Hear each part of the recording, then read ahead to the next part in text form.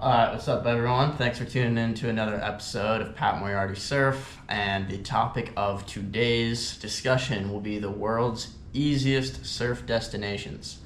Now, what do I mean by easiest surf destinations? This is a warning for beginner surfers. This does not mean that in these places you can catch super easy, mellow waves and super safe and you'll have a great, wonderful time. I'd say I'm in the range of intermediate surfer, and most of these places are pretty steep, pretty heavy waves. I will note which ones are easy as far as easy for beginner surfers, but this is easy in the sense of the waves are easy to get to. The swell is consistent, the wind often blows offshore. So keeping all these things in mind, what you want to have is a low barrier to entry to surf. It's my favorite thing to have on a surf trip because it turns your average surfer into a complete surf rat. If you can see the wave from where you're staying, if it's within walking distance, if it's an easy paddle out, all these things combined, you're not going to want to spend any time on land. You're going to be heading into the water every day and you're going to be having the time of your life. So for me, my favorite surf spots are often the ones that are the easiest, because they're easy to get to the water, easy to surf, and once you're in the water, then nothing else matters. But before we get into this episode where I present you the top 5 easiest surf destinations in the world, I want you guys to check out this icon here from my YouTube studio. As you can see, most of the people who watch these videos are not actually subscribed. So essentially I don't get credit in YouTube's eyes for the watch hours that I produce. So if you're someone watching this video and you've watched one of my videos before, please hit the subscribe button. It will help me out a bunch. And if this is your first time watching one of these videos, then wait to the end, see if I do a good job. And if you're satisfied with the content, then please hit the subscribe button because there will be more to come. Okay, let's get to it. Welcome to Pat Moriarty Surf. I'm here to spread some stoke and prove that with a little bit of training and a little bit of adventure, anyone can go from a kook to chasing some of the best waves on planet Earth. I'm here to provide you with educational, entertaining, and relatable surf content. Subscribe, follow my progress, and support the dream. So, clocking in at number 5 on the easiest surf destinations in the world is Popoyo, Nicaragua. I spent about 4 months here teaching surf, and it was a great time, great community, and it was a very easy surf destination. Why?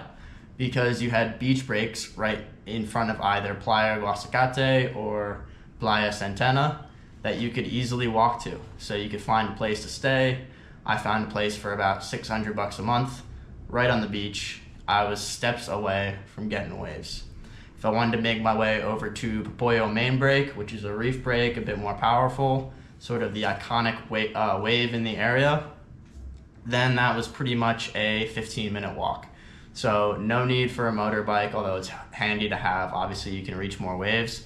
But if you don't want to rent a motorbike and you just have a board shorts, and a good attitude, then staying in Playa Guasacate or Playa Centena is the way to go.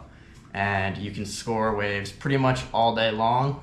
Nicaragua benefits from the lake effect. So there's a lake located in the middle of the country. This creates a weather pattern that blows winds offshore. So as far as consistent swell or consistent surfable waves in Central America, I'd rate Popoyo as one of my favorite places in all of Central America. So for that reason, we clock in Popoyo, Nicaragua as number 5 of the easiest surf destinations in the world. Next on the list is Nosara in Costa Rica. So this place holds a special place in my heart. This was one of the first stops on my surf journey. You can check out a video I made about 2 years ago now of me surfing in Nosara if you like. And essentially I stayed in this little hut on the beach for $30 a night. It was a 2-week surf trip. I was sort of just dipping my toe in the water, no pun intended there, as far as surf culture, and the simplicity of the surfing life was something I really fell in love with on this trip. I lived in a hut, excuse me, I lived in a hut that had a room, a kitchen, next to a store where I could get fresh food, and I woke up to the sound of roosters. I would wake up, wax my board, paddle out to the sunrise, catch some waves, come in, make myself breakfast, and go about my day. And for me, the simplicity, living really close to nature and right on the beach, it was a 10-minute walk to the waves, and that for me was just a really epic experience and was the reason why I think I started to search for more and more epic surf destinations and fell in love with that easy surf lifestyle. So number 4 on the list, Nosara, Costa Rica.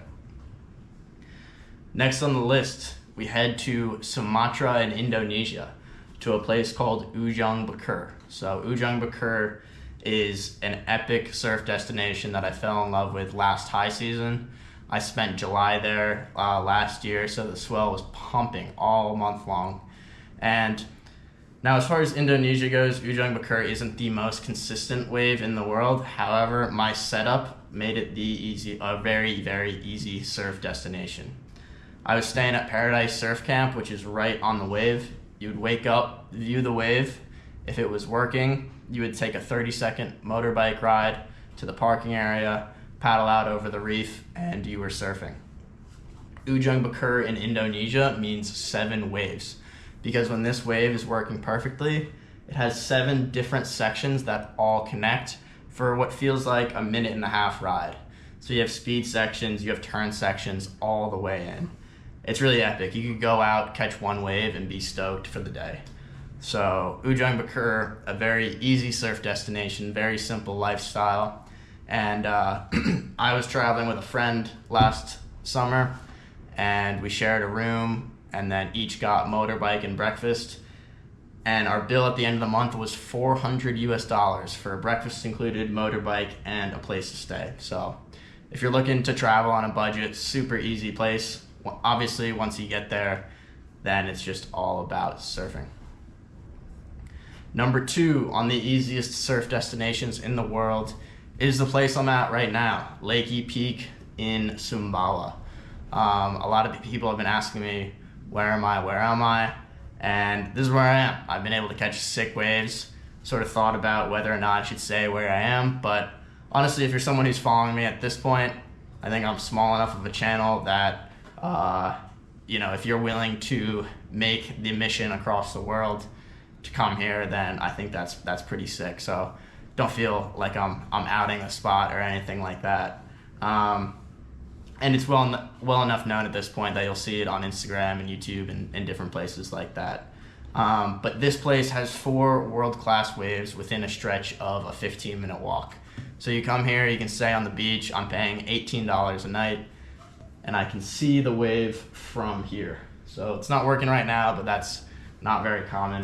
I've been here for about a month, and it's worked about 85% of the days. And for probably 3 or 4 of those days, it's been all time, like 6 to 8 foot tubing, proper days. So really can't complain.